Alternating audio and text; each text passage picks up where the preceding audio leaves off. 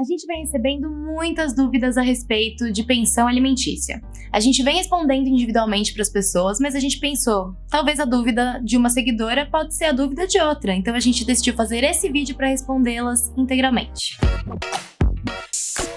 Bem-vindas ao canal Direito Delas, eu sou a Marina. Eu sou a Ana Paula, nós somos advogadas e ativistas pelos direitos das mulheres. Se você quer saber um pouco mais sobre pensão alimentícia ou sobre direitos das mulheres, se inscreve no nosso canal, ativa o sininho para não perder nenhum conteúdo. A gente não vai identificar quem são as seguidoras, até para garantir uma certa privacidade, então pode ficar tranquilo de mandar essas perguntas pra gente no futuro. Então vamos começar com a pergunta feita nos comentários do YouTube, que foi a seguinte: foi estipulado 30% do salário mínimo para o pai do meu filho pagar, mas naquele tempo o salário era menor do que hoje. No caso, recebo 280, mas o salário aumentou e consequentemente aumenta a pensão, pois é de 30%. E isso nunca foi feito. Como eu faço para receber o correto? Bom, a gente já fez um vídeo explicando como cobrar a pensão alimentícia que não foi paga ou que está em atraso. Para assistir é só clicar aqui no card. Mas de toda forma, nessa pergunta, o que não houve foi o reajuste do valor da pensão conforme o salário mínimo. Em regra, se foi estipulado com base no salário mínimo, aumentou o salário, a pensão também aumenta automaticamente. Você não precisa entrar na justiça cada ano para falar que agora a pensão está mais alta porque o salário mínimo aumentou. Então, se o pai do seu filho não pagou o valor correto, você pode cobrar com uma ação de execução de alimentos toda essa diferença que deveria ter sido paga ao longo desses anos. A segunda pergunta também foi feita em um comentário em um dos nossos vídeos e diz o seguinte: acabei de me inscrever no canal de vocês, minhas lindas, estou amando. Gratidão. Tem uma pergunta para vocês. Tem 3 meses que o pai da minha filha não depositou a pensão. Leva quanto tempo para poder a cobrança da pensão ser feita? Espero a resposta. Bem, é importante que a gente saiba que a gente pode entrar com pedido de cobrança de pensão alimentícia atrasada a partir de 1 mês de atraso. A gente só tem que lembrar, né? A gente já fez um vídeo também sobre isso, vale a pena dar uma checada, mas que a gente tem 2 tipos de cobrança de pensão.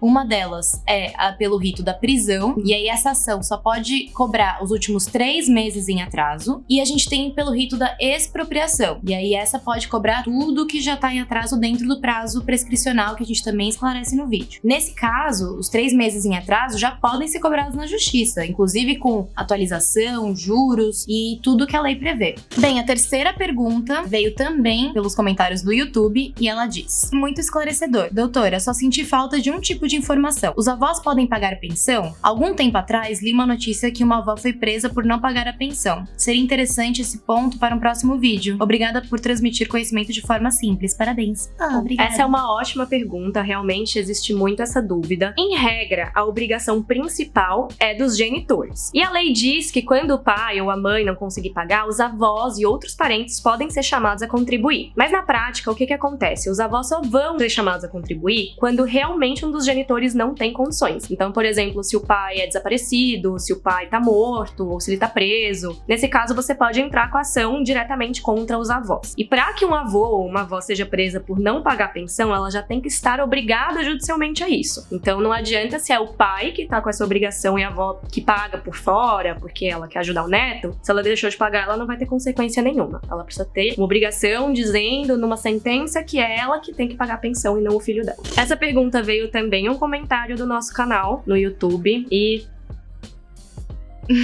Tá, não sei se é exatamente uma pergunta, mas vamos lá. A mulher deveria ter direito ao próximo mês de pensão só com um recibo dizendo como foi gasto o mês anterior? Ou o pai deveria ter o direito de escolher pagar a pensão em forma de parcela da escola ou alimentação ao invés do dinheiro? Dessa forma, há mais segurança de que o dinheiro vai ser posto na criança. Ninguém é obrigado a confiar na ex.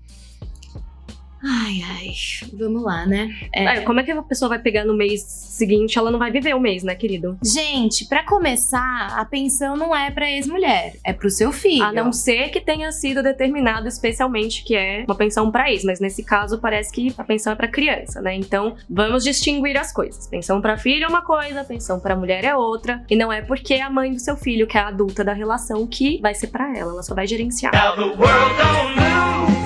E se você efetivamente desconfia que ela não está gastando do jeito que você gostaria e que seu filho está sendo desatendido, você pode entrar com uma ação revisional de alimentos e provar lá que ela está sendo má gestora. Mas assim, né? Exigir que a pensão seja paga somente no mês seguinte com recibo vai completamente contra o Instituto da Pensão, porque ela serve justamente para garantir a subsistência da criança. Então, como que ela vai sobreviver e passar um mês sem esse dinheiro? Não faz sentido. Além disso, a pensão também pode ser fixada judicialmente em natura, ou seja, tem muito pai que paga a pensão que o juiz determinou, como, por exemplo, a mensalidade escolar, o convênio médico, isso é super possível, mas tem que estar determinado pela decisão judicial. Agora o que não é muito possível é você pagar a pensão de forma parcelada, porque, novamente, não vai cumprir o objetivo que é garantir o sustento da criança, né? E por fim, é bom lembrar que a pensão é sempre fixada a partir de 3 critérios. O primeiro é o da necessidade da criança, então já foi avaliado quanto que essa criança precisa por mês para sobreviver. Em segundo lugar, é a possibilidade do genitor alimentante, então já foi analisado quanto que esse pai pode dar de pensão para o filho. Se ele ganha mais, ele vai ter que contribuir mais, se ele ganha menos, ele vai ter que contribuir menos, mas ele sempre vai ter que contribuir. E por fim, o terceiro critério é a proporcionalidade, ou seja, já foi avaliado quanto que a mãe ganha e quanto que o pai ganha e assim feito uma divisão mais justa do valor da necessidade da criança. Então, um pouco esquisita esse comentário, mas né? que é muito comum realmente, né? E que sugere que a raiva da ex, né? Porque afinal ninguém é obrigado a confiar na ex, mas que é a mãe do seu filho, né? Enfim, parece que isso tá mais importante do que a própria necessidade do seu filho. Então, talvez valesse a pena repensar um pouco aí nessa situação. Bem, a próxima pergunta veio pelo Instagram e é a seguinte: boa noite, queria tirar uma dúvida. Será que poderiam me ajudar? Queria saber, caso a pensão esteja em atraso, o juiz sabe automaticamente ou a minha ex-companheira tem que ir até ele comunicar? Bom, acho que, em primeiro lugar, você deveria estar muito mais preocupado em pagar a pensão, em prover as necessidades do seu filho, do que saber se o juiz vai ficar sabendo ou não. Pois é, a gente tá falando aqui das necessidades de uma criança e assim, ter que ficar comunicando o juiz toda hora que rolou algum atraso é o fim do mundo, além de muito custoso para ambas as partes. Então o melhor é, caso realmente naquele mês você teve alguma dificuldade específica, que você tente um diálogo com a mãe do seu filho para que você possa ali pedir uns dias a mais, enfim, realmente o diálogo é a melhor solução nesse tipo de caso. Mas o que não dá é para você deixar de pagar achando que tá tudo bem, porque não tá. E aí, assim, acho que é bom ficar preocupado mesmo.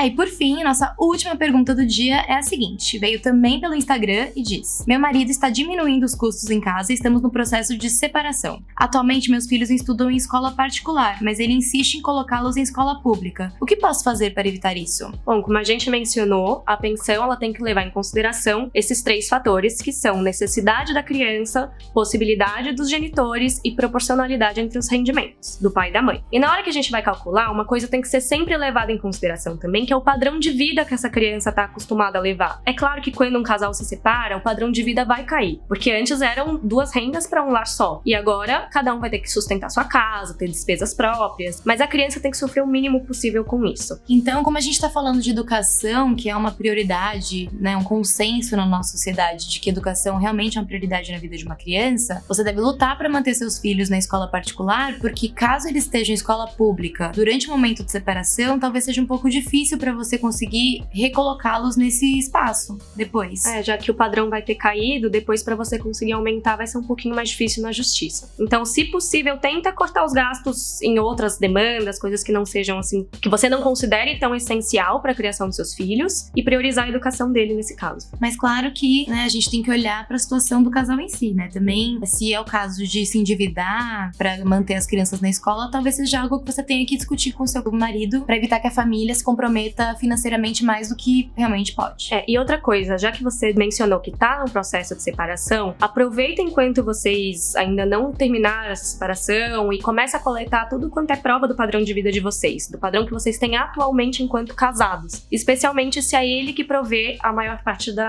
dos custos da casa. Bem, por hoje foram essas as perguntas. Se você tiver mais alguma que a gente não tenha respondido, não deixe de mandar pra gente, né? Pode ser pelo Instagram ou pelo YouTube, a gente tenta coletar e depois fazer um novo vídeo com uma nova leva. E não deixe de se inscrever no canal, ativar o sininho, deixar o seu like e nos vemos na próxima!